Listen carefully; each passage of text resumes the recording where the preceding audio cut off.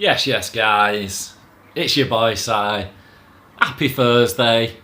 Welcome to Gunner Talk. I didn't think I'd be doing one of these this quickly because I thought we'd be getting it'd be a real slow news month, should I say.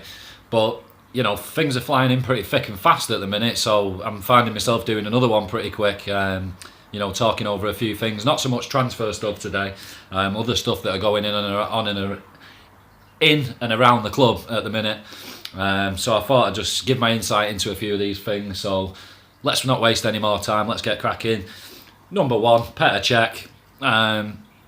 People losing their heads over this, news of him going back, in a coaching role at Chelsea. I don't know why, guys. I'm really, really confused why Sky doing the story has got such a reaction from so many of you. I did a video months ago about it. Literally months ago, saying I don't understand the hoorah of him, thinking he might throw a game, because he's going back to Chelsea. I do believe his loyalties lie with Chelsea because that's where he's a legend, not at Arsenal. But there's no way on earth he will give up his last chance of winning a European trophy as a player in his last game to go back to Chelsea. That I just do not believe that for 1 minute. Call me naive, call me stupid, but that's just how I see it. And I'll reiterate my point from a couple of months ago, which is my only issue with him, why I wouldn't want him playing the Europa League final, is because, as I said then, it's not a testimonial for Petr Cech. It's not Sentiment FC. And it's not about him, it's about the club. This is massive. Our whole season now impinges on this one game. And for me, he's 5 times less the goalkeeper that Leno is, and that is the only reason why, for me, he shouldn't be playing in the final. We did it years ago. Richard Wright knocking it, playing every week in the FA Cup. We got to the final, we put Seaman in. I've seen people saying, well, it makes Unai look weak, for going back on his word with a player. For me, it makes him look stronger. I think it puts him in a position where players go, whoa, hang on a minute, I'm not in a safe zone, I'm not in a bubble, I'm not protected. If he changes his mind, he's the manager and I have to go along with it. So I'm all for that. My thoughts stay the same, that he will play Cech in that. I don't see that changing. I just found it really odd that you all just went, well, Sky have said it now, so fuck him, he can't play, there's no way he should play in the final. This really brings into question, his loyalty, and just no, he can't have it. And I don't buy that, guys. I really don't. Like I say, call me naive and stupid, but I do not see Petr Cech. If anything, I see him playing better than normal rather than worse. Some attempt to, cost us. You look at it the other way. Well, Chelsea have already qualified for the Champions League, so what would he really be gaining then by throwing the game? A Europa League trophy. Well, that's, as much as we want to win the Europa League, it's not actually, for a lot of us, that's not mainly what we want, is it? We've not had one in 25 years. But for me, that's not the big thing. The biggest thing is getting back in the Champions League, and if we're having to do that by winning a European trophy, then lovely. It's not a bad thing, a bad notch on the bedpost, is it? But it's not. If this final was just all about only winning the Europa League, would some of you care that much? If it didn't have the tie of Champions League, I don't think so. So I'm not going to go on about it too much, but that for me, I think it's madness, guys, and you just need to slow your roll big time, because what you're doing is causing disruption at the biggest part of our season. We've got a week left, less than a week now, 6 days, till the biggest game of our season, and we've got a fan base in dismay again. I just can't believe you'll do this to ourselves. It's like anything. Look at the bigger picture instead of just your own personal point of view. Is it helpful at the moment to be tweeting Petr Cech, tweeting Arsenal, tweeting Unai Emery, saying, don't play this dickhead, don't play this snake? Guys, how is that helpful? Whatever your opinion is, whatever side of the fence you sit on, that's just not helpful, guys. It's really not.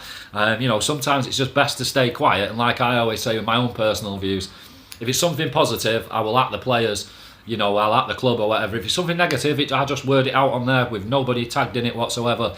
And, it's not like I have some massive following where loads of people will read it and go, right, yeah, and then they do it. So I don't get it, guys. But I think it has affected the club, you guys doing this, because I don't think it's a coincidence that, the day after this news gets announced, our new kit gets leaked. I think that stinks to me. I think the club have, like I say, call me naive, and maybe I'm reading into it too much, but I think they've gone, how do we turn this negative into a positive quickly? Because we need the fans on side. We need the fan. The Baku situation with the fans. Now with Mickey, we've already got enough hurdles to get over. So what we don't need is another one at the minute that fans are questioning this guy, his attitude towards this game. So I think the kit leak, it was a bit of a shrewd move in my opinion, and I do believe it was done by the club. When I saw these kits, I couldn't help but play a little bit of pocket pool to myself, and I just heard Pharrell going, beautiful, and I want you to know you're my favourite kit sponsor, beautiful. I just, that emoji of just hearts for eyes, I was just like, ding ding, I was just like, love it, absolutely love it. I'm not so sure about the away kit. I know a lot of you guys just fell instantly in love with both. I think maybe I was a bit hung up on the old bruised banana business. I love that kit. I think it's more of a generational thing whether you love that kit or not, because it brings back a lot of memories for us old bastards. But that home kit, that's c'est magnifique. That thing, that is honestly. If any reps from Adidas are watching, you're all welcome to get a cheeky wank with my mouth whenever you want it. And if you've been involved in designing that kit, come give me a knock on my door if you get desperate, because I'll blow you. Because I'm a big fan of that thing. I like that retro old school style more. Not modern, but that just retro. Hipster. No, I don't even want to say hipster, but it's got that vibe about it. I would wear it to a wedding with a dicky bow. I just love it. I thought. Yeah, I was all over that yesterday. I just thought, oh my word, that is naughty.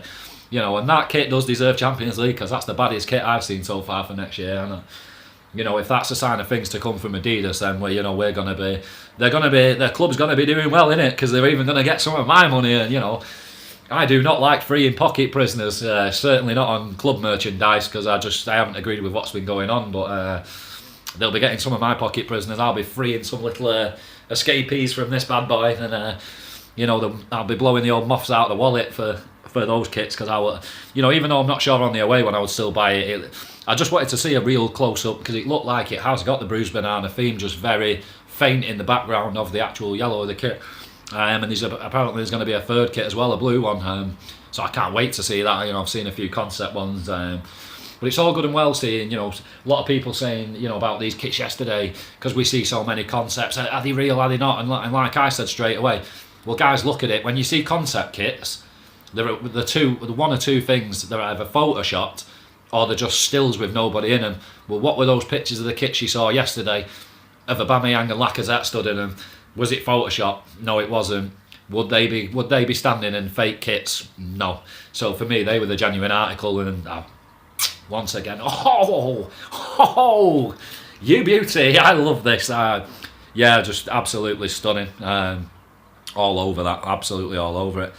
That's the little bit of bullshit that's going on in and around the club. I'm not going to get into the Baku thing again. I'm done with that situation, to be honest. Don't agree with it. The next thing I'm going to get into, the last thing I'm going to get into, is part 2 of the Raul and Vinai interview. You guys know, if you watch this, in my comments on Twitter, I didn't glean much from that first interview. I thought it was very automated, just like they were reading off an auto cue, and it was themed very I don't know what's the best way to put it, but it seemed very false to me. It just seemed like spiel businessman, like you get from a second-hand car salesman, and I know I used to be one, but it just felt like business bullshit to me. That's what it felt like, and just not any it's just words, and like people say, sell the sizzle, not the sausage. That's what it felt like to me. And as one of my favourites used to be, if you can't dazzle them with brilliance, baffle them with bullshit, and that's what it felt like to me. I didn't get much from it at all, but maybe I read into things a bit, maybe I work a different way. But I enjoyed watching part 2, and I really changed my opinion on a few different things. So I'm going to talk about that a little bit more, and sort of breaking it down of what got said, and my thoughts on it. So I'll start off with just Raul and Vinai as characters. I'm still not sure about Vinai, but Raul, like I said to somebody the other day, he looks like, if if De Niro fucked De Vito, you know, he'd be the love child, wouldn't he? And then you top it off with that, your voice, I like that voice very much, my name is Raul Vinai. You know, I was tempted to do all of this in that voice, but I thought some of you just thought of, you know, got very ill overnight or something, so I won't put you through it. But yeah, he's a real character, you know, and it's nice to sort of see these guys and just, I got more of a feeling like he was talking from the heart rather than something he's been told to say to look good. So going through that sort of stuff and stuff I took from what he was saying, like I say, I got a lot more encouragement than I did from part one. He talked a lot about the model of the club going forward. You know, and like I said in one of these previously about Wenger, and he just had sort of overall control of everything with just that sort of monkey on his back of even Gazidis. Whereas this is going to be a much more team ethic, it feels to me anyway, unless I'm getting filled with bullshit going off this part two. But that's how it felt to me in this job share of, you know, different compartments for different jobs. And, you know, so Unai is just head coach, you know, and that's it. His stuff is, like he said, it's from the first team to the grass to the pitch stuff. Whereas then, you know, we'll have a director of football, you know, that then he's involved in the other side of things, then a technical director, and they're all taking bits, so it's not all the weight on one man. And as it was with Wenger, then if that one guy goes, it sort of all falls apart. We need it where, you know, sort of like a like a lizard or whatever, where if it loses its tail, it still stays alive. That's how we need to become as a club, and we just keep evolving no matter which parts come flying off. We just keep, you know, a rolling stone and moss just flying off it. It doesn't matter. We just keep rolling, and that's a lot. It felt like me. No one person's going to have all the responsibility, and it's going to be very much a team effort. So I was looking into, you know, first and foremost he was talking about that, and then he talked about the academy, and that, you know, that's going to be that big part of our club identity is looking into the academy first and foremost, and doing that before we even look outside of the club for signings, which I love, and I'd love for the club to get back to that. You know, we were always known for being one of the best to looking, for moving up, you know, youth products and you know, going through our system, and it sort of tailed off, hasn't it? Because I think that the goalpost moved for us, so we had to look for, you know, we needed certain things where we were sort of always guaranteed them. Now we're not, so we're having to fight a lot more. The EPL's a lot more competitive, so it's not like it was just us versus United and we could get away with a lot of games playing youth players. Now, you know, you've got to be at it every week, you know, because anyone will sniff blood in the water, you know, and take advantage if they can see some weakness in your side. But I thought it was nice that we're going to get back to that, and I would like the club to be like that. And like I said to you guys so many times, I would much happily, you know, quickly take 5 steps back to take 50 forward, then just keep taking 1 back, 2 forward, 1 back, 2 forward. I'd rather just do it all now. So I was really happy with hearing that. And then he was sort of talking about, you know, a technical director, you know, and how that's not been a massive thing in England and in the EPL for years, and now it's becoming more of a, you know, I'm guessing there's more of the foreign influence in the way, you know, we know that there's not a ton of, you know, British coaches, and whether they're up to it or not is a debate for another time. But you know, he was saying how important that role is, you know, and that the head coach, he's looking at the immediate future, just the on-pitch stuff and just what happens in the here and now, whereas our technical director will be looking at the long-term stuff and, like say, looking into the academy, and then look, you know, Unai, we've got this guy here, you need to start integrating him in, or then looking outside the club to help us improve other things. So that got me really excited. Like I say, it was real chalk and cheese for me between part 1 and part 2. Another one word that I got out of this part 2 was analytics or analysis. He says it a lot, you know, and he was saying about looking into buying players, there'll be a lot of data analytics going on in there, which doesn't mean that it'll all be based on that's the only way we'll bring players in, but we'll use that as a safety net to make sure, it felt to me in layman's terms, to make sure that we don't buy any pigs, that you can at least say, well, we've done due diligence, and that, you know, this guy runs that this far, this is his percentage of passes completed, this is that, that's that. So that's what we expect as a minimum from this guy. So it should help us get the player we want, rather than just taking a punt on, you know, this guy looked good in 5 games, and then you know, a Mustafi, a Xhaka, you know, those type of signings where they've just not done it for us, and we've spent big money. So I like that. The other thing I took from it was signings based on a consensus, so it won't be one man's choice anymore. It will be Unai Emery, the technical director, and the director of football, all involved in it. And that'll be them as like I said the other day, a bit of blue sky thinking, and pushing around some ideas between them of, I might like this guy, I might like this guy. Right, then we look at the data analytics and then decide that's the deciding factor, or a majority vote, or however they'll do it. And he said the way it'd work, it'd sort of be like a compass, like a cross, and at the top you'd have the head coach, at the bottom you'd have the youth academy coach, and then you'd have the director of football at one side and the technical director at the other. And I find that really interesting. This stuff, like I said to you guys the other day, I get quite involved in the behind the scenes stuff, and I probably shouldn't because I'm just a fan, but I do think that's a massive part of what affects goes on the pitch, and that's what I really care about. So I should take a bit of an interest.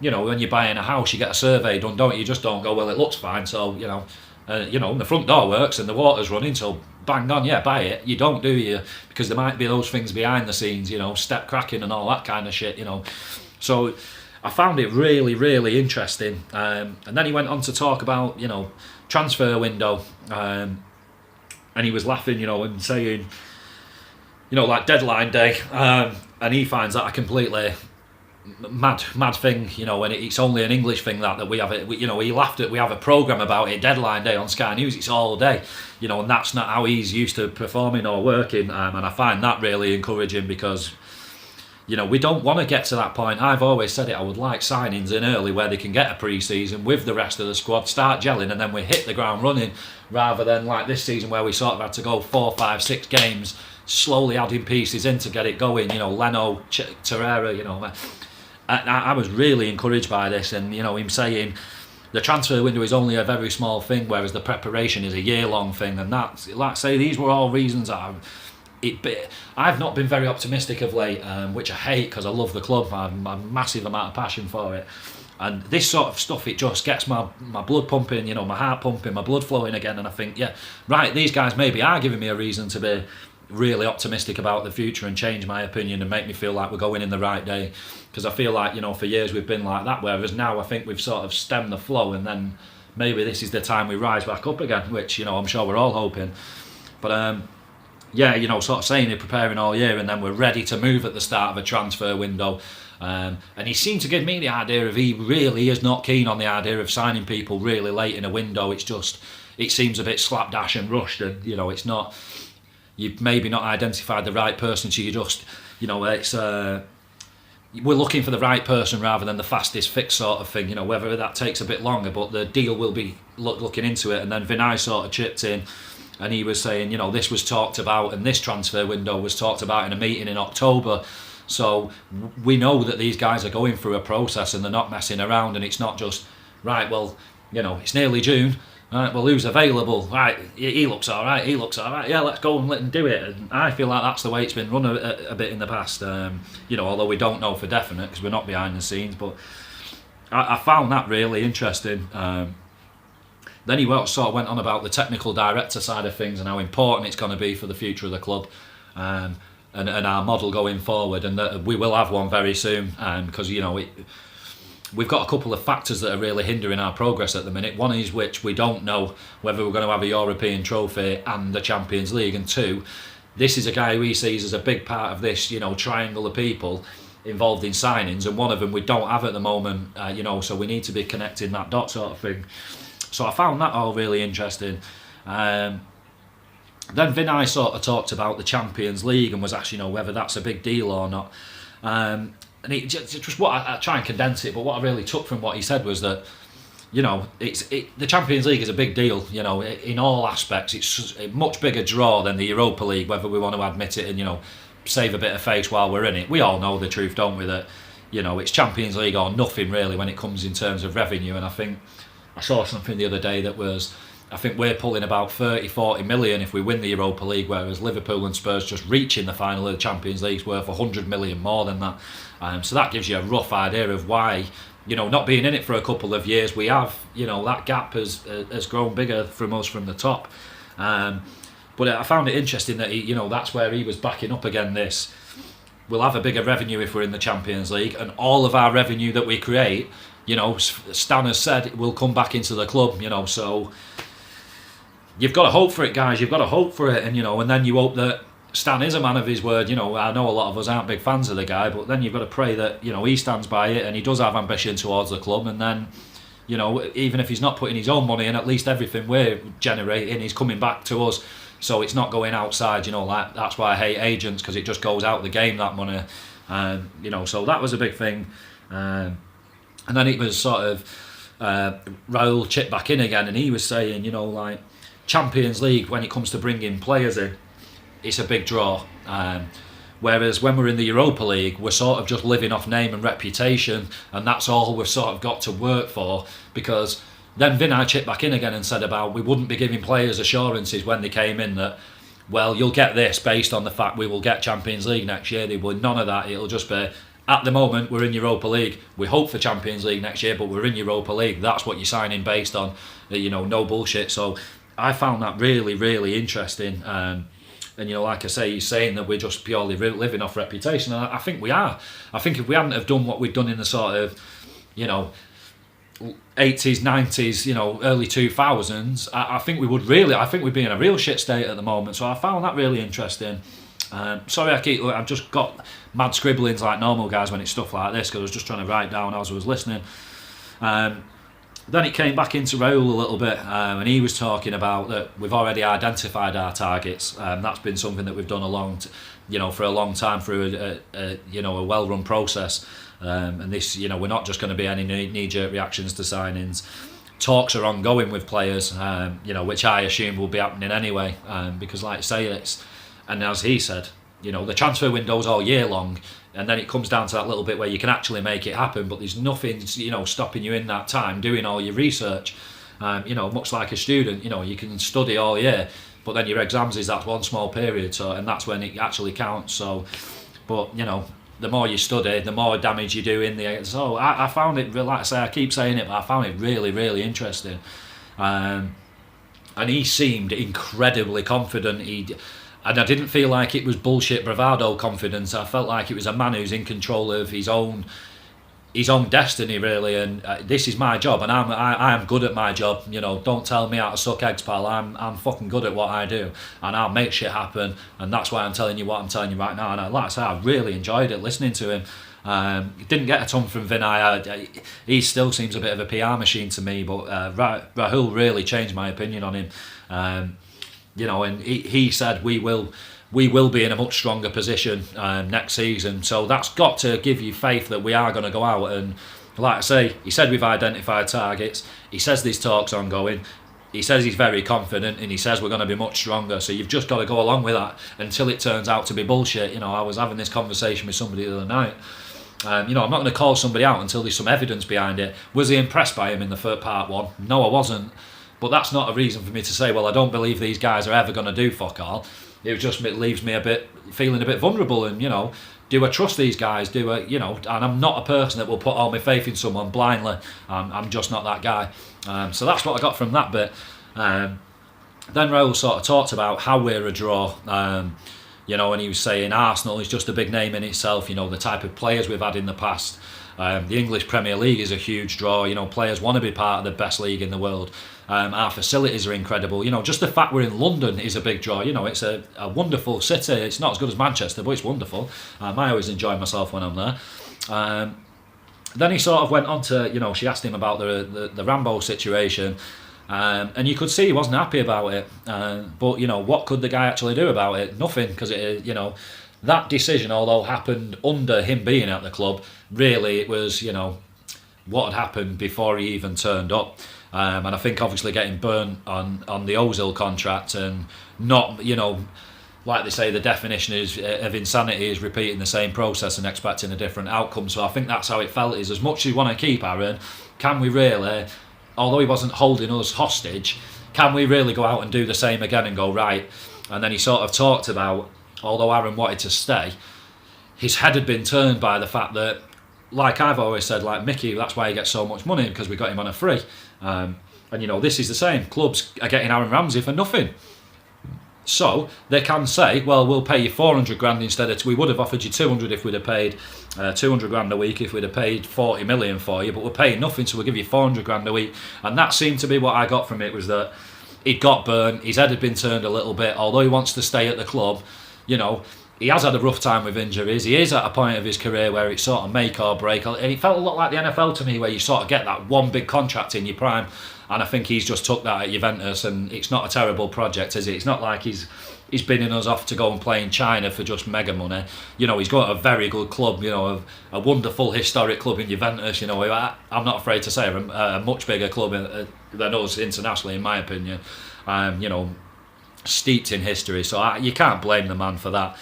And that's what he was sort of weighing up, was, you know, that's how it's going to come down to a lot is, you know, if you're not paying a transfer fee, you're offsetting it by big wages, and, you know, vice versa. You're paying a mega fee, you're not going to want to pay somebody, you know, you're not going to want to pay 100 million for someone and then pay him 500 grand a week, unless, you know, your club's just absolutely made of money, which we know we're not. So I found that really interesting. And then he sort of went on to the fact that this will not happen again. You know, we won't be giving out any silly wages. And if someone gets to a point where they're saying they want silly wages, I think no matter who it is, we'll just be saying, well, it's time that you move on to another project, and we will, like I say, a limb will come off and we'll pop another one back on a prosthetic, and we just carry on again. And, you know, he gave that idea of that it costs the club as a whole, you know, so you might be really desperate. And I say this to you guys all the time about wanting certain players. And what you've got to look at is, with my problems with Xhaka, is you can say he's a great footballer, but he's not what we need in that position. And what he does well isn't enough for us to function in that position. And because he doesn't function in that position, it costs the team as a whole. And that's what we need to do. And like I keep saying about the best teams, they're a team, they're a unit. And we aren't. We're just a scattergun approach of shit here, all right there, brilliant here, shit there. And we can't have that anymore. And sometimes you've got to do things you might not like for the greater good. You know, and I'm like that with Mesut. I love him and I think he's brilliant, but do I think he needs to go for the better of the club? Yes, I do. You know, as much as I'd like to keep him, it's just, you know, as I keep saying, it's head over heart. You know, and he gave me that feeling that it just cost the club as a whole, you know, getting bent over on these sort of deals and feeling like you're backed against a wall where you've got no choice but to give in to the player because of the fear of losing him, and you can't be like that. Sorry, guys. You know, and then he sort of went on about how this didn't happen under his watch and it happened before that, you know, and I'm sure if he could get away with it, he'd probably say, Gazidis, what a dickhead.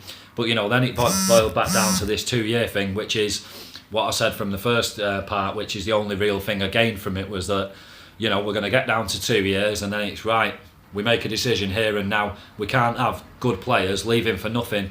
So they either leave now and we get a fee, or we renew. You know, and that depends on who the personnel is, you know, the player at the time, what they want, whether they want to stay or not, whether they want crazy money and we can't offer it and we just have to, as much as we love them and want them to stay, you know. So Aubameyang might come down to that in another year, you know, and it's, well, I'm at the end, so I want 400 grand a week, and as much as some of you love him, we're going to have to go, well, you know, tough titties, pal, you know, and see you later, and look at it from, like I say, from a club point of view rather than a personal point of view.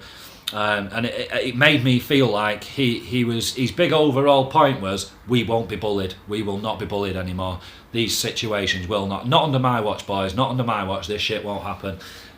So that's what I got from it, guys. I'm not going to bang on forever because that's it. I'm not going to go on about any silly transfer rumours today, because I don't think there's really any point in talking about them now till after the Europa League. 6 days away, so I don't think I'll be doing another one of these till then, unless, you know, something slap in the face bit of news comes in. But that's it from me, guys. Hope you've enjoyed. Hope I've tried to rattle through it as quick as possible. You know, if you're not you know, well in with Manx, that probably just sounded like for 20 odd minutes, but I apologise, guys. I'm just trying to get all this out as quick as possible, you know, not waste as much time as possible. So good luck, guys, lots of love, enjoy those kits, and let's get excited, for we're gonna rock right through the Europa to Baku. That we're gonna win this bastard. Come on! Let's all focus now. Let's try and be happy. We've got these beautiful kits. Fuck what's going on with Mickey, we can't affect it. Fuck what's going on with Cech, we can't affect it. Let's just enjoy these stunning kits and our chance of seeing them in the champions! And seeing them walk out in that next year. That's what it should be about in a minute, guys. Getting behind Unai. You know, and let's fucking get behind him and the boys, and let's make this happen next week and really change. You know, I think it's going to be massive for putting the foot on the gas for the progress of this club. I really do. And I didn't want to get like this because we're 6 days away, but it's happened, guys, and I'm already starting to sort of sweat bullets and think this is massive for us. This transfer window is massive. I might go into that further down the line, but in terms of players at certain ages and shit we're going to have to do in the future, it's going to be monumentally bad for us, I think, if we don't nail the Champions League this year, or it's going to completely change our model of what we do in this window, where we might go from looking at, you know, some of your silly season stuff, your Peps, your Zahas, whatever you're looking at there, you know, down to then, you know, your debates, all these sort of Dillicks, all these sort of players, to then you're looking at Martinelli's, Claude Maurice's, you know, Palacios's, and we go into that area. I wouldn't be unhappy with that either. I think that'd be brilliant for the progress of the club. But if we could get sort of just slightly older players that are way more established, that we could still stay for 5 years, I think this is massive, guys. So we've got to get behind the club. Please, guys, let's give it our everything. You know, let's support these lads. Let's just make a thing of every day tweeting it. If you're going to tweet Arsenal or Unai Emery, just tell him how wonderfully looking he is. Tell the club how much you love him. Tell them how much you're looking forward to next. Just something positive. Whether you mean it or not, just be positive, guys, because it helps, trust me. That's me. I'm going. Si signing out. Enjoy your evening, people.